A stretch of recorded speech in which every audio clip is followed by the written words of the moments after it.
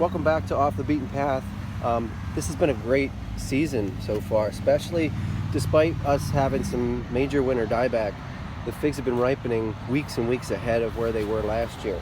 This is yellow longneck, and it's been ripening since mid-September. So I think, if I'm not mistaken, that's a couple of weeks, 2 or 3 weeks ahead of last year's. And they've been very good just because we haven't had a whole lot of rain.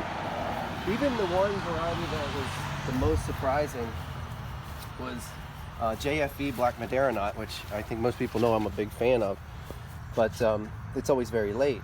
This year it's been ripening already, which is definitely ahead of where it should be. Some are even just starting to ripen, but this is pretty much an October fig for me. In May we decided to extend the orchard, and a few of these trees, I'm a big fan of irrigation.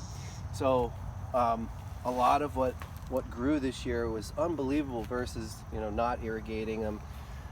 If you can see, this is where I cut my trees, and all of this is new growth. As a matter of fact, there's probably about 6 feet of growth. This is Frank Salerno, and it's just put on an incredible amount of growth. The only drawback is when you irrigate, especially a tree that hasn't been overwintered at all, they get real leggy, which is what this did.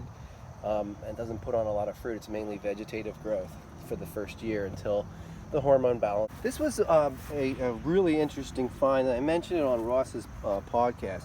This was a Tacoma Violet, which is just a Mount Etna fig, just your average black fig, just the same as like a Chicago Hardy.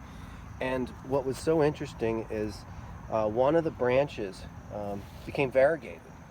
And as you can see, the fruit is variegated, but even the leaves are variegated. For the most part, like these on this side are stabilized. These are still variegated, and the figs are variegated, but the leaves have kind of lost variegation. Here's some more examples of that same tree. You can see that some lose variegation altogether, which, like with this one, some actually retain the variegated wood and the variegated fruit, but are kind of losing the variegation on the leaves, which is actually not a bad thing. It's very pretty to look at, but if you can see the yellow leaves, you can see the brown, just because there's not a lot of chlorophyll there, so they burn pretty easily. This one is my favorite. This one sort of kept its variegation. It's really pretty, but this is what's so exciting. I think is that this would be good for the Northeast grower who really might want to get variegated figs. And maybe grow them in ground, because Tacoma Violet is hardy for our area, of course. Big fan of this. I mention this a lot, but this Unknown Yellow Greek, it's a small fig. That's probably its downfall, but it is kind of an interesting, like the color of it is kind of amber. It's a sweet fig. I just like it because it's way early. Like, these have been ripening since probably late August. They do have a tendency, if we get some rain, to split and sour, but overall it's a great fig if you just want to get some sweet figs and you want to get them early and not really have to worry about maintaining or putting any effort into it. Other early surprise have been the EBTs, like the English brown turkey types. This one is Nexo. I grow that one with Faymarn, Carini, Soda Sicilian, and Sister George, and they're all starting to ripen now, which is, again, way early.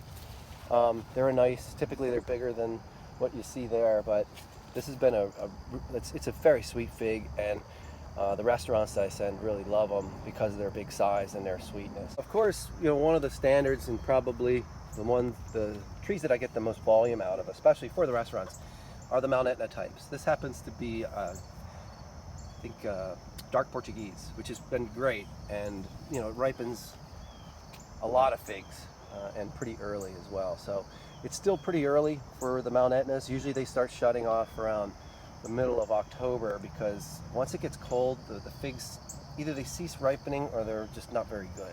This is another one of my tops. It's also technically a Mount Etna, but if you look at the shape of the leaves, they're not the classic, I call them sword patterns, where it's more rounded.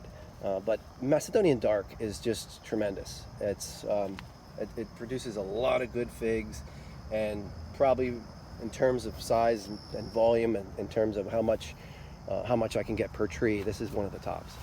Fig that's definitely not like a 10 out of 10, but is a nice big fig. Usually has a big eye, so it's not great, but has a good flavor. I actually enjoy the flavor. These are, this is Lyndhurst White, and those Atriano types, Atriano, Latarola, Medica White, Dr. Gawadi, they're all pretty similar in ripening time, and they really do produce a lot of big figs. Another Mount Etna type, this one's Genos Black, and it's, if you could see, it's very sparse. But I think that's sort of the key in some of these Mount Etnas, is they get real bushy and they compete for sunlight. So when they do have, they're more open, they do ripen faster and you get more of them. This is a fig that's actually kind of finishing up. Most of them I've already picked. This is Floria. Floria is definitely not a 10 out of 10. Floria is very early. It's very prone to split, but if I had my choice between like the Teramo and Floria, I think I'd probably go Teramo because it does split less, and even though it lacks a berry flavor in most cases, it's just more dependable and it continues to ripen all throughout the season. Here's another one that is a little bit early, even though, you know, it's long d'août or long of August, you know, and here it's, you know, long of September. This is still a little bit on the early side, and I've been picking these a good amount between Niagara Black, Long d'août, and Pellegrino. These have been pretty good, and if it doesn't rain, you're in for a treat, because when they don't split, they're really flavorful. Fig that I wanted to show is this is Vern's Brown Turkey, and it gets kind of a bad rap because people liken it to, you know, a brown turkey, which it really isn't, and it's very sweet. When we do have heat, they can really taste good. Sometimes they're ugly and kind of have that black bottom to them when they ripen, but they're pretty sweet. So we've taken, I don't know how many pints to restaurants, but we've gotten a lot of figs early on. So this has been a great season. Thanks for watching.